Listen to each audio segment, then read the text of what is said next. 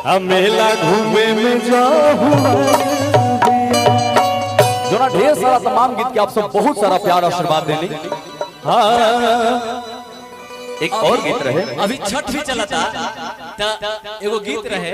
हाँ आज छठ के दूसरा रंग सुबह के रंग रहा चैती छठ कि अइहो बाहर के बाहर ससुरारी जीजाजी और का दीदी नैहर में छठ करतारी जीजाजी।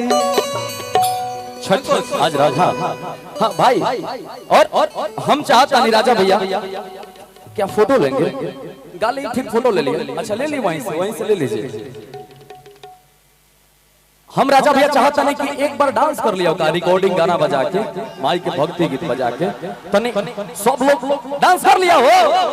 देखो तो सब लोग थोड़ा माई के भक्ति में डांस कर चाहता, सब लोग झूमल चाहता है। भाई लोग के बहुत ज्यादा मन नहीं है ई लोग। अरे मन है यार ऐसे बानो भाई देखो आप देख लीजिए भाई। देखिए अंकुश हाँ देखा है कितना मन बा देखा लोग कस के बोली मन बानू हो।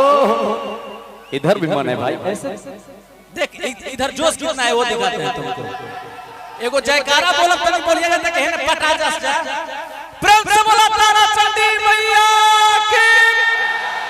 अरे अरे गजब तो सामा बांध दिया भाई तू। लेकिन हमारे गनवा में जयकारी है भाई गनवा का नो ने देखिए ऐसे ही हाला होके लगे। अच्छा हम भैया माइनर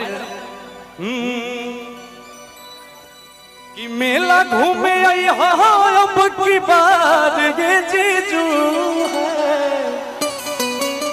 हमारो चाही सूट सलवार जीजू। चलिए भैया जी से कह दिया का। हाँ लेकिन भाई रिकॉर्डिंग डांस बजा रहा है ना लगा हुआ है। अब भाई पहले रिकॉर्डिंग डांस कर लिया हमने के सब लोग पहले एक बार झूम लिया नाच लिया माई के भक्ति में। आइए प्ले कर दो भाई। अच्छा ना एक मिनट राजा भैया ए में बात ऐसा बा कि साली कहती अपना जीजा जी से नु तो साली बनी के साली तू कौन बा हेने त मैं शेर बन हमहु शेर बनी हेने जोश बहान देनी जे हमने मरद रह जाई तारा बने के बना साली। ई कौन बात भेल भैया? हां हमने एने सब शेर नु बाड़े त शेर शेरे देने नु रही हम हेने रह।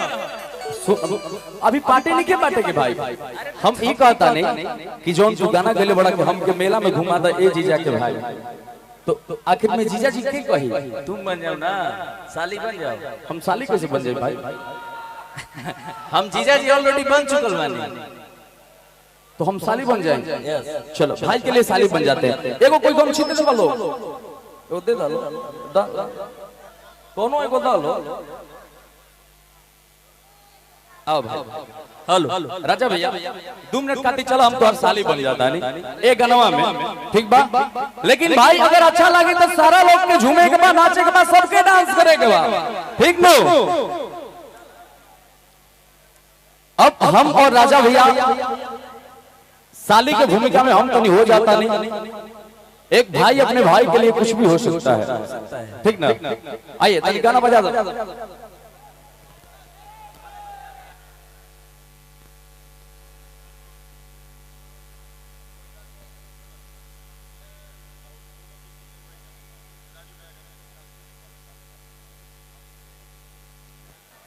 हेलो हेलो हेलो आवाज मत खत्म करिए रखिए भैया। और ये जो गाना लिखे हैं हमारे बोस बाबा बोस रामपुरी जी जिन्होंने बहुत सारा हिट लिखा है। बिल्कुल आपको बहुत बहुत धन्यवाद। आप एक बार आ जाइए। ये इनके लिए जो भी हिट लिखे हैं सब यही लिखे। एक बार जोरदार ताली आप सब बजा दीजिए। हमके मेला में घुमा था जीजा के भाई सब हमारे बाबा लिखे हुए हैं गीत। माँ ताराचंडी से हमारी कामना है कि दोनों भाई दिन ब दिन तरक्की करें और सासाराम में एक इतिहास अपना अलग बनाएं। Thank you. बहुत बहुत धन्यवाद बोस बाबा आपको। आइए जी जी जी भाई एक आवश्यक सूचना हमारे नवनिर्वाचित एमएलसी साहब कि जितने भी हमारे बॉडीगार्ड्स हैं और जितने भी उनके साथ आए हैं लोग कृपया गाड़ी के पास चले जाएं। ड्राइवर और जितने गार्ड्स हैं, जितने उनके साथ सदस्य आज चल कर आए हैं, कृपया वो गाड़ी के पास चले जाएं। नवनिर्वाचित एमएलसी आपका आदरणीय संतोष सिंह इंतजार कर रहे हैं। एमएलसी साहब के सभी गाड़ी के पास चले जाएं, जितने भी गार्ड्स हैं और जितने हित मित्र हैं। धन्यवाद। अंकुश भाई, राजा, हेलो, आर्यन ठीक हो? बड़ा छोटा चुलबुल राजा भाई, अंकुश भैया माइक दे आपको। थैंक यू, बहुत बहुत धन्यवाद आपको।